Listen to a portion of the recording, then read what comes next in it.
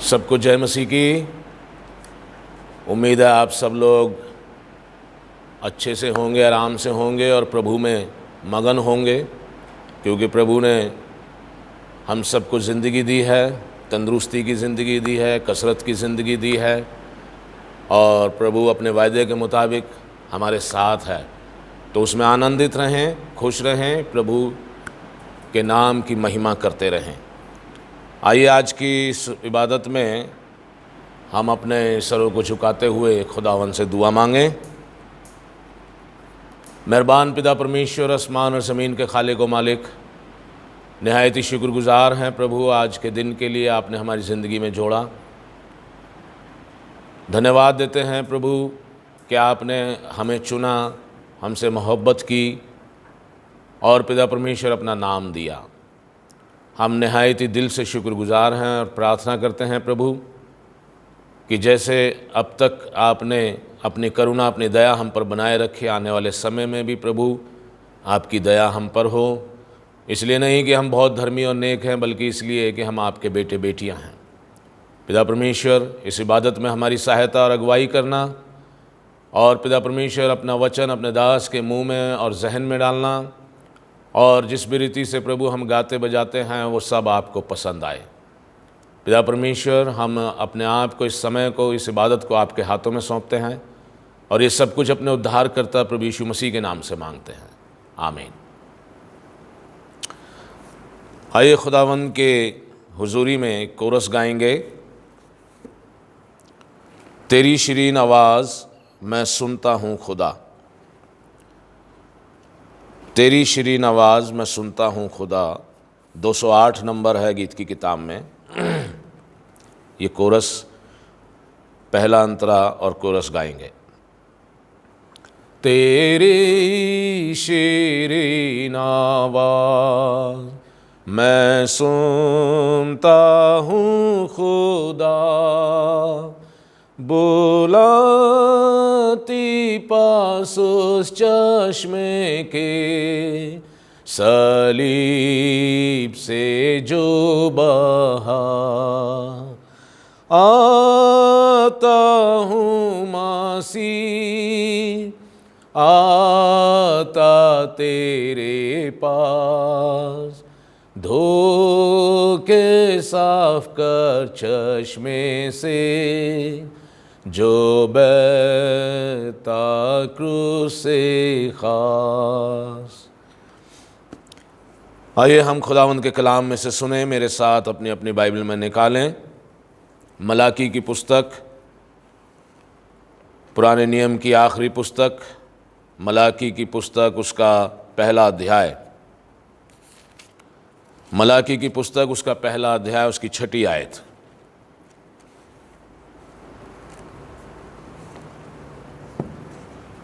अपनी अपनी बाइबलों में निकालें। पहला अध्याय मलाकी की पुस्तक का और उसकी 6ठी आयत। यहाँ लिखा है, खुदा कहता है, पुत्र पिता का और दास स्वामी का आदर करता है। यदि मैं पिता हूँ तो मेरा आदर कहाँ, और यदि मैं स्वामी हूँ तो मेरा भय मानना कहाँ है। सेनाओं का यहोवा, तुम याजकों से भी जो मेरे नाम का अपमान करते हो यही बात पूछता है। खुदा के कलाम के पढ़े और सुने जाने पर खुदावंद अपनी आशीष दे, आमीन। मेरे अजीज़ों, खुदावंद के कलाम में जाने से पहले मैं धन्यवाद देता हूँ आप सबका जो इस आराधना में शामिल होते हैं, अपना समय निकालते हैं खुदा के लिए, खुदा के वचन को सुनते हैं। खुदा आप सबको बरकत दे। मैं शुक्रगुजार हूँ पादरी जॉर्ज सी मसीह साहब का, जो हमारे इस काम को अपने कोशिशों से आगे बढ़ाते हैं। मैं उनके परिवार का निहायत ही दिल से शुक्रगुजार हूँ, और जो जवान उनके यहाँ इस सब रिकॉर्डिंग में, सब काम में मदद करते हैं, उन सब का भी मैं दिल से शुक्रगुजार हूँ। खुदावंद आप सबको बहुत आशीष दे। आइए खुदावंद के कलाम में जाएं। या खुदा का कलाम, अगर हम पहला अध्याय की शुरू की आयतें पढ़ें, दूसरी आयत पढ़ें, तो यहाँ लिखा है, यहोवा ये कहता है, मैंने तुमसे प्रेम किया है, परंतु तुम पूछते हो तूने किस बात में हमसे प्रेम किया है। यहोवा की ये वाणी है, क्या एसाव याकूब का भाई ना था? तो अभी मैंने याकूब से प्रेम किया, परंतु एसाव को अप्रिय जानकर उसके पहाड़ों को उजाड़ डाला। खुदा कहता है, मैंने तुमसे प्रेम किया, लेकिन फिर भी तुम पूछते हो कि तूने कैसे हमसे प्रेम किया, कब प्रेम किया। मेरे अजीज़ों, परमेश्वर का जो वचन है, जो हमसे परमेश्वर अपने इस वचन के ज़रिए परमेश्वर खुद हमसे बातचीत करता है, और हम जब उसके वचन को सुनते हैं तो हम उसकी आवाज़ को सुनते हैं। और यहाँ साफ लिखा है, यहोवा ये कहता है, मैंने तुमसे प्रेम किया, लेकिन फिर भी तुम कहते हो कि तूने किस बात में हमसे प्रेम किया है। क्या तुम नहीं जानते, याकूब और एसाव दोनों भाई थे, लेकिन मैंने याकूब को प्रिय जाना, एसाव को अप्रिय जाना। इसका क्या तात्पर्य है? इसका मतलब यह है कि खुदा ने मुझसे और आपसे भी प्रेम किया। हम उसे क्वेश्चन नहीं कर सकते, क्योंकि इतने बड़े संसार में से खुदा ने मुझे और आपको चुना। जैसे उन दो में से खुदा ने याकूब को चुना, ऐसे ही खुदा ने मुझे और आपको चुना, मुझे और आपको अपना नाम दिया, मुझे और आपको अपना ज्ञान दिया, मुझे और आपको उद्धार का मार्ग बताया। ये उसका प्यार है, और उसने कहा, मैं दुनिया के आखिर तक तुम्हारे साथ हूँ। ये उसका प्यार है जो वो मुझसे और आपसे करता है। उसने औरों को नहीं, मुझे और आपको प्रिय जाना, मुझे और आपको चुन लिया। जैसे यूहन्ना की किताब में लिखा है, तुमने मुझे नहीं चुना, मैंने तुम्हें चुना है और तुम्हें नियुक्त किया है कि तुम फल लाओ। ये परमेश्वर का चुनाव है जो उसने मेरे को और आपको चुना है, और ये सबूत है कि वो मुझसे और आपसे प्रेम करता है। यहाँ साफ लिखा है, मैंने याकूब से प्रेम किया और एसाव को अप्रिय जाना। ऐसे ही उसने संसार में से मुझे और आपको चुन लिया, क्योंकि वो मुझे और आपको उसने प्रिय बना लिया, यानी कि वो मुझसे और आपसे प्रेम करता है। और वो आगे कहता है, छठी आयत में परमेश्वर कहता है, पुत्र पिता का, दास स्वामी का आदर करता है। यदि मैं पिता हूं तो मेरा आदर कहाँ है? यदि मैं स्वामी हूं तो मेरा भय मानना कहाँ है? हम अपने माँ बाप से प्यार करते हैं, अपने पिता से प्यार करते हैं, उनको इज्जत देते हैं, उनका आदर करते हैं, उनका मान करते हैं। लेकिन खुदा कहता है कि मैं उनका भी बाप, तमाम सृष्टि का कर्ता, हम अपने मुंह से बोलते हैं सर्वशक्तिमान, खालिक और मालिक, यानी सब बनाने वाला मालिक, वो हमारा पिता है। हम उसका आदर, वो कहता है, मेरा आदर कहाँ है? कहाँ है मेरा आदर? मैं छोटी सी बात एक उदाहरण के तौर पे कहना चाहूँगा कि हम अपने परमेश्वर को, जो सर्वशक्तिमान है, हमारा पिता है, हम आए हमारे बाप की दुआ बोलते हैं, आए हमारे बाप, और क्या बोलते हैं? तू जो आसमान पर है। हम उसको ऐसी इज्जत देते हैं कि तू बोलते हैं। कुछ लोग कहते हैं कि तू जो है वो सिंगुलर, वो दिखाता है कि खुदा एक है। मैं भी मानता हूं, सब मानते हैं खुदा एक है, लेकिन क्या एक खुदा को हम तू करके बात करेंगे? ये ट्रांसलेशन है, नहीं तो मुझे बता दीजिए कि तू का इंग्लिश में क्या ट्रांसलेशन है? तू को इंग्लिश में क्या बोलेंगे? किंग जेम्स वर्जन में आता था दाओ, दाई, है ना, उसका ट्रांसलेशन कर दिया यू को हिंदी में कर दिया तू। क्या हम यू को आप नहीं कह सकते? हम ढेर सारे खुदाओं से थोड़ी बात कर रहे हैं, हम एक खुदा से बात कर रहे हैं, आए हमारे बाप, ना कि आए हमारे बापों। तो हम आए हमारे बाप, तमाम सृष्टि का कर्ता, सब सर्वशक्तिमान, मुझे और आपको चुनने वाला, प्यार करने वाला, हम उसे तू करके बात करें? वो कहता है मेरा आदर कहाँ है, मैं पिता हूँ तो मेरा आदर कहाँ है, यही है मेरा आदर।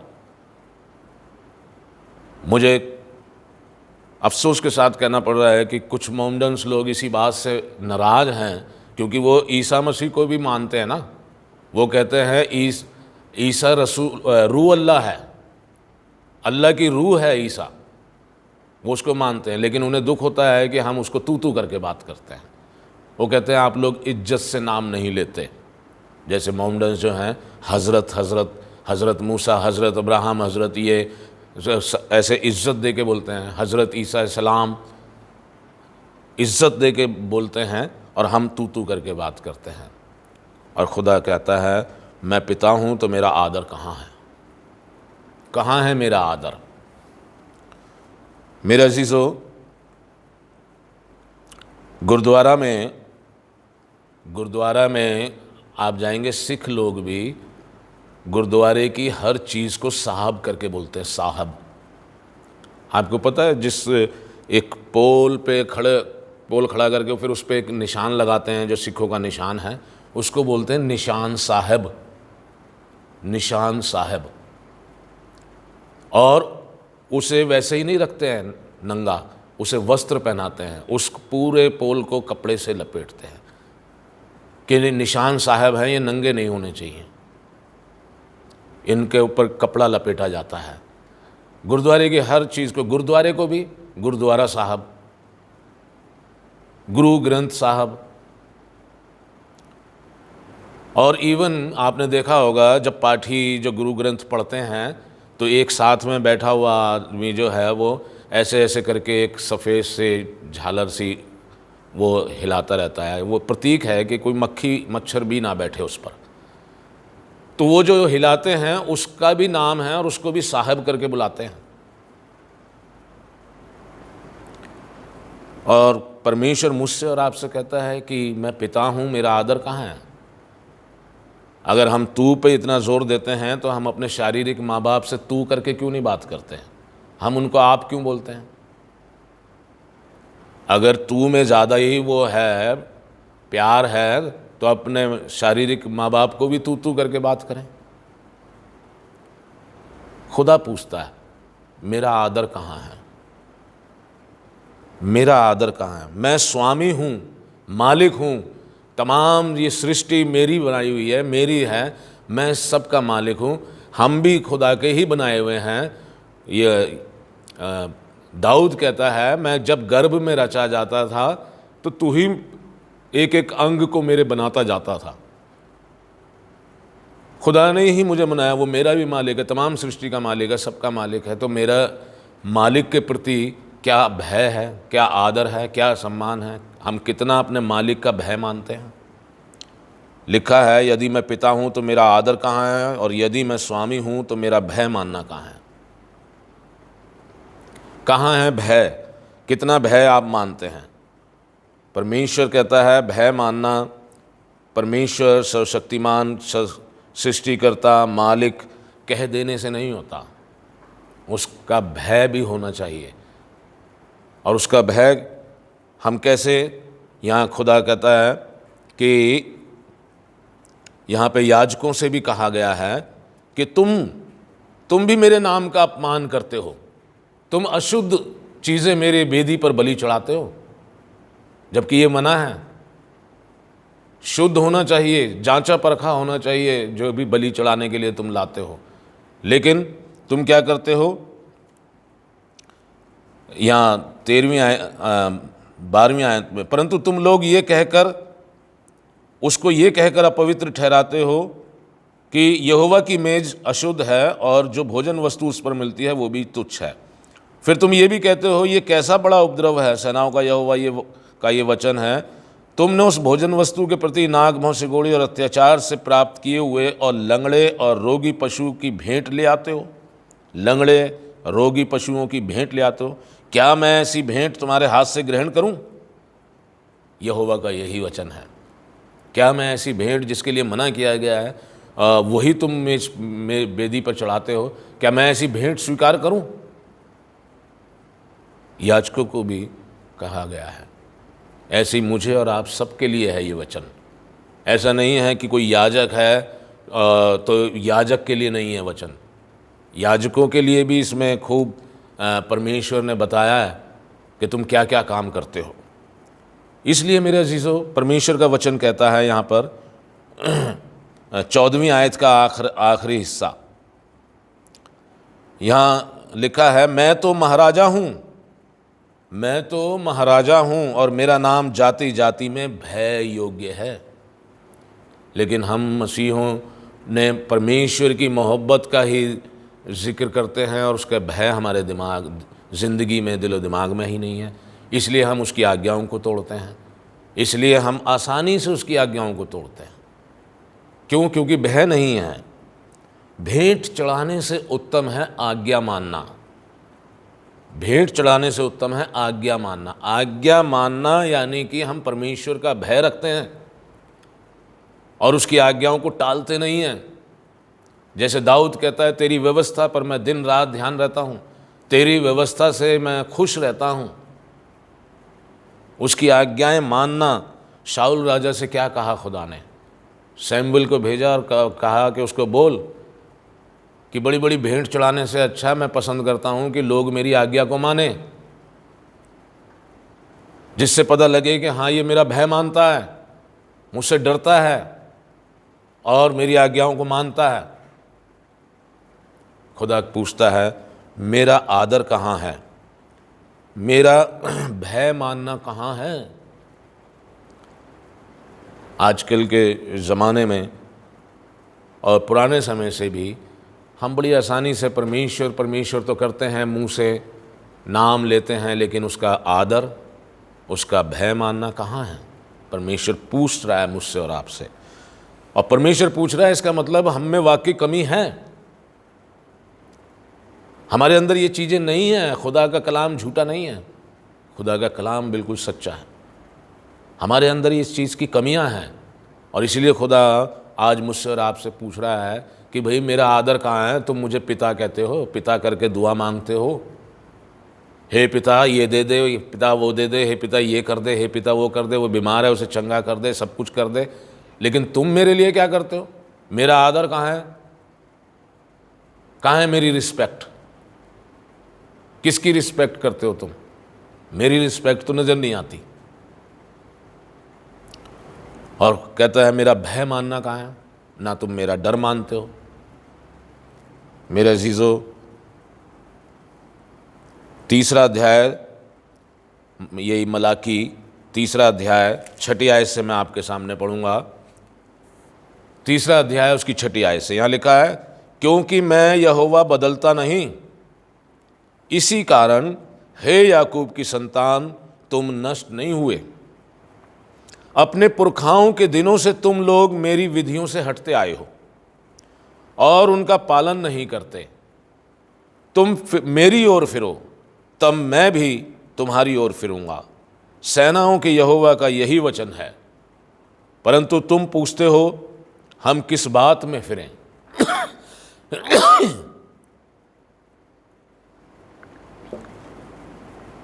तुम पूछते हो, हम किस बात में फिरें?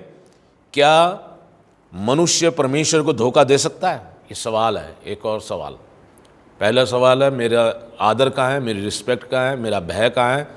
अब ये तीसरी बात है कि क्या मनुष्य परमेश्वर को धोखा दे सकता है? अगर वो उसका भय मानता है तो उसको धोखा देगा? नहीं ना। लेकिन लिखा है, पर देखो तुम मुझे धोखा देते हो, इसलिए कि तुम भय नहीं मानते। मेरा भय नहीं है, मेरा डर खौफ नहीं है तुम्हारे अंदर, इसलिए तुम मुझे धोखा देते हो। और तो भी पूछते हो कि हमने किस बात में तुझे लूटा है? दशमांश और उठाने की भेंटों में तुम पर भारी शाप पड़ा है, क्योंकि तुम मुझे लूटते हो। वरन सारी जाति ऐसा करती है। सारे दशमांश भंडार में ले आओ कि मेरे भवन में भोजन वस्तु रहे। और सेनाओं का यहोवा ये कहता है कि ऐसा करके मुझे परखो कि मैं आकाश के झरोखे तुम्हारे लिए खोलकर तुम्हारे ऊपर अपरंपार आशीष की वर्षा करता हूं कि नहीं। खुदा का कलाम हमें कहता है तुम मुझे लूटते हो, तुम मेरी ओर फिरो, तुम मुझे लूटते हो, मुझे धोखा देते हो। और कहते हो किस बात में धोखा दिया है? दसमांश में।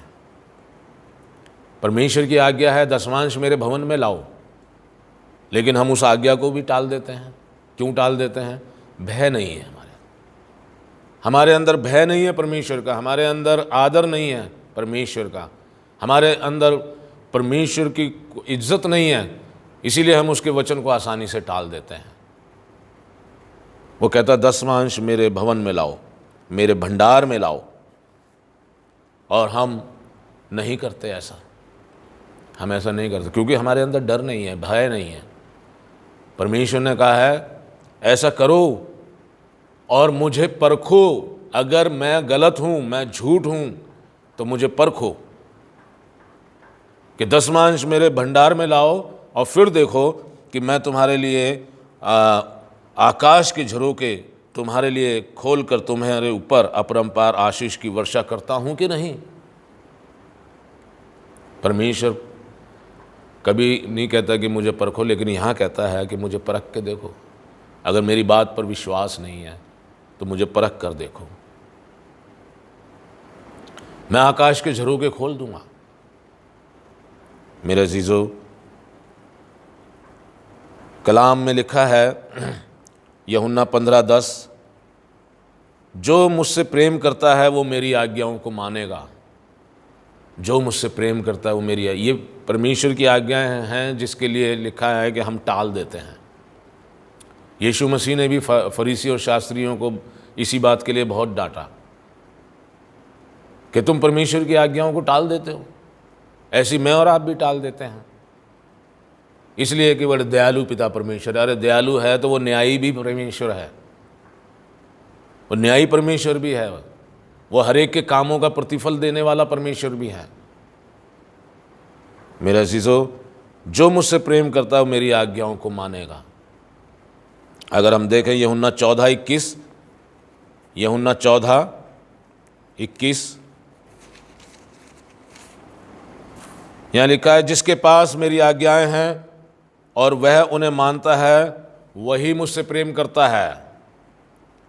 इसका मतलब अगर हम उसकी आज्ञाओं को नहीं मानते तो ना हमारे अंदर उसके प्रति प्रेम है, ना हम परमेश्वर से प्रेम रखते हैं, ना हम परमेश्वर का भय मानते हैं, ना परमेश्वर को इज्जत देते हैं। सिर्फ मुंह से रब रब रब रब करते हैं, मुंह से हे प्रभु करते हैं। और कलाम कहता है सिर्फ होंठों से नाम लेने वाले परमेश्वर के राज्य में दाखिल नहीं होंगे, बल्कि हर एक वो इंसान जो परमेश्वर की इच्छा पर चलता है वो परमेश्वर के राज्य में दाखिल होगा। मेरे अजीजों, इसीलिए मत्ती 15:8 में लिखा है, मत्ती 15 उसकी 8वीं आयत,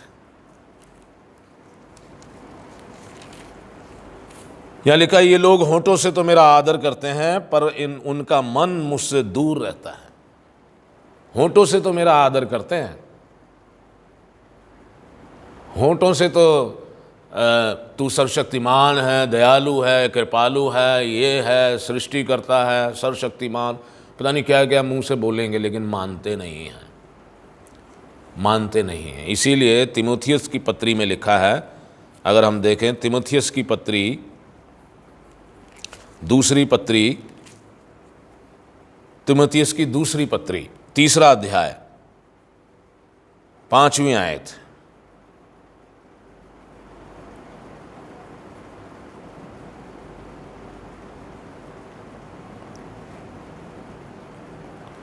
क्या लिखा है यहाँ कलाम में?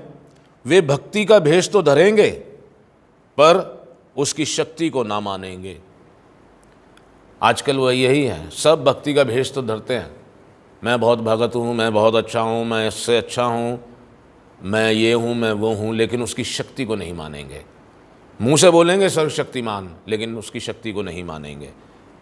2 तीमुथियुस 3 अध्याय उसकी 5वीं आयत में खुदा का कलाम हमें बताता है। मेरे अजीज़ों, ये खुदा का कलाम है जो मुझे और आपको इसलिए दिया गया है कि हम खुदा की बातों को अपने जीवन में मानें। चाहे कितनी हानि उठानी पड़े। पौलुस कहता है जो भी चीज़ें मेरे लाभ की थी मैंने उसे हानि समझ लिया, लेकिन परमेश्वर के लिए उसने मेहनत की, काम किया, और परमेश्वर के इस काम को करने के लिए वो कहता है कि मैं निशाने की ओर दौड़ा जाता हूँ। मेरा निशाना वो है यीशु मसीह, उसका काम करना है। इसलिए यहाँ लिखा है कि वो ये लोग जो हैं भक्ति का भेष तो धरेंगे पर उसकी शक्ति को ना मानेंगे। क्या मैं और आप भी उनमें से ऐसी हैं? क्या मैं भी ऐसा ही हूँ कि रब रब करता हूँ, प्रभु प्रभु करता हूँ और उसकी शक्ति को नहीं मानता, उसकी आज्ञाओं को आराम से तोड़ देता हूँ? खुदा मुझसे और आपसे पूछ रहा है, मेरा आदर कहाँ है, मेरा भय कहाँ है तुम्हारे जीवन में? मेरे अजीज़ों, इसलिए कलाम ये मेरी और आपकी भलाई के लिए लिखा गया है। मेरी और आपके को इसीलिए दिया गया है कि मैं और आप इस कलाम को पढ़ें और अपने जीवन में तरक्की करें। यहाँ तीसरा अध्याय जो अभी हमने पढ़ा था, दूसरा तीमुथियुस तीसरा अध्याय, उसकी 16वीं आयत से 15 आयत से तीसरा अध्याय दूसरा तीमुथियुस उसकी 15 आयत से, और लिखा है यहाँ पर, बचपन से पवित्र शास्त्र तेरा जाना हुआ है जो तुझे मसीह पर विश्वास करने से उद्धार प्राप्त करने के लिए बुद्धिमान बना सकता है। ये वचन उद्धार प्राप्त करने के लिए तुझे बुद्धिमान बना सकता है। और लिखा है संपूर्ण पवित्र शास्त्र परमेश्वर की प्रेरणा से रचा गया है। ये ना सोचें कि किसी आदमियों ने लिखा है, परमेश्वर ने पवित्र आत्मा की प्रेरणा से उनसे लिखवाया है, और उपदेश और समझाने और सुधारने और धर्म की शिक्षा के लिए लाभदायक है, ताकि परमेश्वर का जन सिद्ध बने, परमेश्वर का जन सिद्ध बने और हर एक भले काम के लिए तत्पर हो जाए। इसलिए ये मुझे और आपको दिया गया है। उद्धार प्राप्ति के लिए हमें बुद्धिमान बनाता है, लेकिन हम इसको पढ़ते हैं, सुनते हैं, भूल जाते हैं। और इसीलिए यीशु मसीह ने वो बीज बोने वाले का दृष्टांत बताया। सुना लेकिन किसी काम नहीं आया। क्यों? क्योंकि मन में जो है उसको जगह नहीं दी। इसलिए खुदा का कलाम मुझसे और आपसे कहता है, मेरी ओर फिरो तो मैं तुम्हारी ओर फिरूंगा। Repent and come to the lord. प्रभु के पास आए ईमानदारी के साथ, तौबा करके प्रभु के पास आए। पर यहाँ लिखा है जो अभी हमने पढ़ा, तो मैं भी तुम्हारी ओर फिरूंगा। तुम मेरी ओर फिरो, मैं तुम्हारी ओर फिरूंगा। और याद रखें, गलतियों की किताब उसका 6वां अध्याय निकालें, गलातियों 6वां अध्याय, गलातियों 6वां अध्याय उसकी 7वीं आयत में साफ साफ लिखा है, धोखा ना खाओ, धोखा ना खाओ।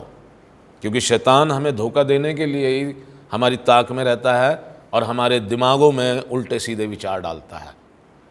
एकदम से उन विचारों को जो परमेश्वर के खिलाफ हैं एकदम से अपने दिमाग में से निकालने आते ही।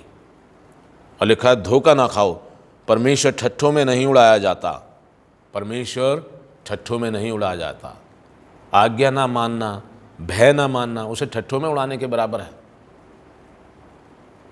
ठट्ठों में उड़ाने के बराबर है। क्योंकि हम उसको कुछ समझते ही नहीं हैं, ना उसका आदर है, ना उसकी इज्जत है, ना उसका भय है हमारे जीवन में। उसकी आज्ञाओं को ऐसे तोड़ देते हैं जैसे कुछ भी नहीं है। कलाम कहता है, धोखा मत खाओ, परमेश्वर ठट्ठों में नहीं उड़ाया जाता। क्योंकि मनुष्य जो कुछ बोता है वही काटेगा, जो कुछ बोएगा वही काटेगा। हम दयालु है, कृपालु है, दया का सागर है तो कहते हैं, लेकिन ये भूल जाते हैं कि वो न्यायी परमेश्वर है, जो हम बोएंगे वही काटेंगे। इसलिए खुदा का कलाम मुझे और आपको कहता है कि मैं और आप उसे, जिसे हम सर्वशक्तिमान पिता परमेश्वर कहते हैं, दिल से उसकी इज्जत करें, उसका आदर करें, उसको आदर के साथ बुलाएं और उसका भय मानें, उसकी आज्ञाओं को मानें और परमेश्वर के नाम की बढ़ाई करें।